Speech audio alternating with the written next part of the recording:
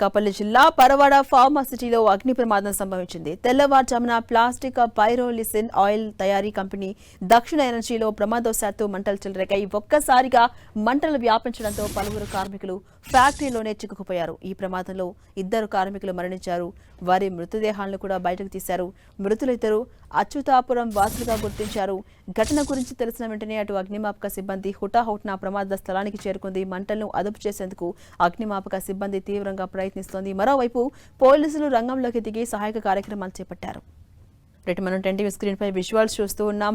ఆ మంటలను ఆర్పేందుకు అగ్నిమాపక సిబ్బంది తీవ్రంగా శ్రమిస్తోంది. ఏ విధంగా మంటలు ఎగసిపడుతున్నాయో మనం చూస్తున్నాం. దక్షిణ ఎనర్జీలో ఒక్కసారిగా ఈ భారీ పేలుడు సంభవించడంతో కొంతమంది కార్మికులు లోపల చిక్కుకుపోయారు. స్పాట్లోనే 2 మరణించారు. వారి మృతదేహాలను కూడా వెలికి తీశారు. అటు పోస్ట్ మార్టం కోసం ఆసుపత్రికి కూడా తరలించారు. గాయపడ్డ వారి పరిస్థితి కూడా కొంత విషమంగా ఉన్నట్టు తెలుస్తోంది. అటు మృతుల సంఖ్య కూడా పెరిగే అవకాశం కనిపిస్తోంది. ప్రస్తుతం ఆ మంటలను అదుపు చేసేందుకు ఫైర్ సిబ్బంది తీవ్రంగా శ్రమిస్తోంది. మరి కాసేపట్లో దీనికి సంబంధించి పూర్తి డీటెయిల్స్ తెలియబోతున్నాయి. అసలు ప్రమాదానికి గల కారణం ఏంటి, ఆ ప్రమాదం సత్తు జరిగిందా లేకపోతే ఎవరైనా నిర్లక్ష్యం ఉందా అనేది కూడా మరి కాసేపట్లో తెలిసే అవకాశం కనిపిస్తోంది. ఇక ఇదే అంశంపై మరింత సమాచారం మా ప్రతినిధి విక్రమ్ అందిస్తారు. విక్రమ్, అనకాపల్లి జిల్లా పరవాడ ఫార్మసిటీలో ఏదైతే అగ్ని ప్రమాదం జరిగిందో దానికి సంబంధించి అప్డేట్స్ ఏంటి? మృతుల సంఖ్య పెరిగే అవకాశం కనిపిస్తోందా? అధికారులు ఏం చెప్తున్నారు? విశాఖలోని పరిశ్రమల్లో వరుసగా ఈ ప్రమాదాలు చోటు చేసుకుంటున్నాయి. కొద్ది రోజుల క్రితమే స్టీల్ ప్లాంట్లో జరిగిన ప్రమాదం సంబంధించి క్షతగాతులు ఇంకా చికిత్స పొందుతున్న సమయంలోనే పరవాడలో ఉన్నటువంటి ఫార్మాసిటీలో మరో పరిశ్రమలో ప్రమాదం తెల్లవారుజామున చోటు చేసుకుంది. దక్షిణ ఎనర్జీ అనే సంస్థ విశాఖ ఫార్మాసిటీకి సంబంధించి కూడా కార్యకలాపాలు నిర్వహిస్తుంది. ఈ సంస్థ ఈ కెమికల్కి సంబంధించినటువంటి కొన్ని కెమికల్స్ ను ఉత్పత్తి చేసే రంగంలో గత కొన్నాళ్లుగా అక్కడ కార్యకలాపాలు నిర్వహిస్తుంది. ఇందులో ఈ రోజు ఉదయాన్నే దీనికి సంబంధించినటువంటి కార్బన్ పరాలిసిస్, అదేవిధంగా కార్బన్ టర్బన్ ఆయిల్ వంటి ఈ ఆయిల్స్ ని ఉత్పత్తి చేస్తున్న సమయంలో ఒకసారిగా కూడా మంటలు చెలరేగాయి. ఈ మంటలు ఒకసారి కూడా పెద్ద ఎత్తున వ్యాప్తి చెందడం, పెద్ద ఎత్తున శబ్దాలు రావడంతో ఒకసారిగా కూడా కార్మిక వర్గాలంతా తీవ్ర భయాందోళనకు గురయ్యి పరుగులు తీయడం జరిగింది. అయితే ఈ ప్రమాదంలో 2 కార్మికులు అదే ప్లాంట్ లో సజీవ దహనమయ్యారు.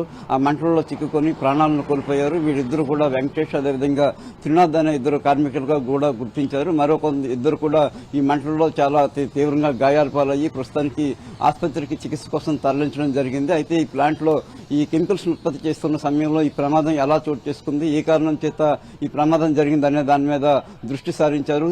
ఈ ప్రమాదానికి సంబంధించి మానవ తప్పిదం అంటే ఏదైనా సిబ్బంది లేదా ఉద్యోగులకు సంబంధించి ఏదైనా నిర్లక్ష్యం ఉందా, లేదా ప్రమాదవశాత్తు ఏదైనా ఘటన చోటు చేసుకుందా అనే దానికి సంబంధించి కూడా కంపెనీ యాజమాన్యం ఇప్పటివరకు ఎటువంటి స్పష్టమైనటువంటి ప్రకటన చేయలేదు. కార్మిక వర్గాలు మాత్రం ఏదైతే పరిశ్రమ యాజమాన్యం నిర్లక్ష్యం కారణంగా సేఫ్టీకి సంబంధించి భద్రతా ప్రమాణాల్లో నిర్లక్ష్యం వహించిన కారణంగానే ఈ ప్రమాదం చోటు చేసుకుందని కార్మిక వర్గాలు ఆరోపణలు చేస్తూ ఉన్నాయి. మరోవైపు జరిగినటువంటి ఘటనకు సంబంధించి హోంమంత్రి అనిత, అదేవిధంగా కార్మిక శాఖ మంత్రి కూడా స్పందించి అనకాపల్లి జిల్లా కలెక్టర్ అదేవిధంగా ఎస్పీతో కూడా మాట్లాడడం జరిగింది. జరిగినటువంటి ప్రమాదానికి కారణాలేంటి, ఎందుకు ఈ రకమైనటువంటి ప్రమాదం చోటు చేసుకుంది, ఏదో మృతి చెందినటువంటి కార్మికుల తాలూకా వివరాలేంటి, క్షతగాతుల తాలూకా పరిస్థితి ఏంటి, వాళ్ళకి మెరుగైన చికిత్స అందించాలని చెప్పి కూడా మా హోంమంత్రి అదేవిధంగా కార్మిక శాఖ మంత్రి కలెక్టర్ ఎస్పీలకు ఆదేశాలు జారీ చేశారు. అదేవిధంగా ఈ మంటలు చెలరేయడానికి సంబంధించి కూడా పూర్తిగా మంటల ప్రస్తుతానికి అదుపులోకి వచ్చాయి.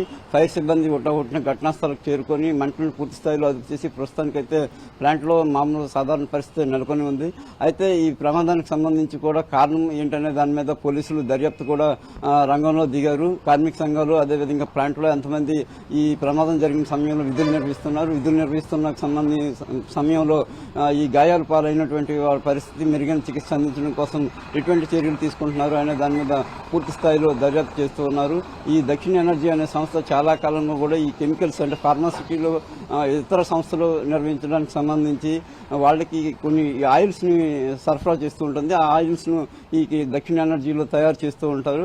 దీనికి సంబంధించి కార్బన్ పైరాలిసిస్, అదే టర్బన్ ఆయిల్ మరికొన్ని ఆయిల్స్ ను తయారు చేసి వాళ్ళకి సరఫరా చేస్తుంటారు. ఈ క్రమంలో ఈ ఆయిల్స్ ఉత్పత్తి చేయడానికి తయారు చేస్తున్న సమయంలో తెల్లవారుజామున ఈ ఘటన చోటు చేసుకుంది. అయితే కార్మిక వర్గాలు ఆ సమయంలో కొంతమంది నాయకులు అక్కడ దగ్గరలో ఉన్న వాళ్ళంతా కూడా సమాచారం తెలుసుకున్న వెంటనే అక్కడికి చేరుకొని వివరాలన్నింటినీ కూడా సేకరించడం జరిగింది. మృతి చెందిన కార్మికుల కుటుంబాలకు పూర్తి స్థాయిలో కూడా అండగా ఉంటామని చెప్తున్నారు. అయితే ఇప్పటి వరకు కూడా ప్రమాదం జరిగి 3-4 గంటలు జరుగుతున్నా సరే కార్మికుల తాలూకా కుటుంబాలకు సంబంధించి ఏ విధమైనటువంటి సహాయ సహకారాలు అందిస్తారు, మృతుల కుటుంబాలకు ఎక్స్గ్రేషియా లేదా తదితర అంశాలకు సంబంధించి కంపెనీ యాజమాన్యం ఎటువంటి స్పష్టమైనటువంటి ప్రకటన చేయకపోవడంతో కార్మిక నాయకులంతా కూడా తీవ్ర ఆగ్రహం వ్యక్తం చేస్తున్నారు. కంపెనీ యాజమాన్యం ప్రమాదం జరిగిన తర్వాత ఇంత సమయం గడుస్తున్నా సరే అటు ప్రమాదానికి సంబంధించినటువంటి కారణాలను బయటకు చెప్పకపోవడం, అదేవిధంగా మృతులకు సంబంధించి ఎటువంటి ప్రకటన చేయకపోవడం, క్షతగాతులకు సంబంధించి ఎటువంటి చికిత్స అందిస్తున్నారు, ఏ రకంగా వాళ్ళకి అండగా ఉంటారు అనే దానికి సంబంధించి కూడా యాజమాన్యం ముందుకు రాకపోవడానికి కూడా చాలా తీవ్రంగా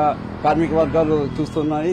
కార్మికులంతా కూడా ప్రస్తుతానికి సమావేశమయ్యి ఈ వ్యవహారానికి సంబంధించి ఏ విధంగా ముందుకు వెళ్ళాలి, కార్మిక వర్గాలకు న్యాయం జరిగేలా చూడడం, అదేవిధంగా తరచుగా ప్రమాదాలు ఈ ఫార్మాసిటీలో జరుగుతున్న నేపథ్యంలో ఎటువంటి భద్రతా చర్యలు ఉండాలి, దానికి సంబంధించి భద్రతా చర్యలు పాటించని యాజమాన్యాల మీద ఏ విధమైనటువంటి వైఖరితో ముందుకు సాగాలి అనే దాని మీద కూడా కార్మిక నేతలంతా ఆలోచనలు చేస్తూ ఉన్నారు.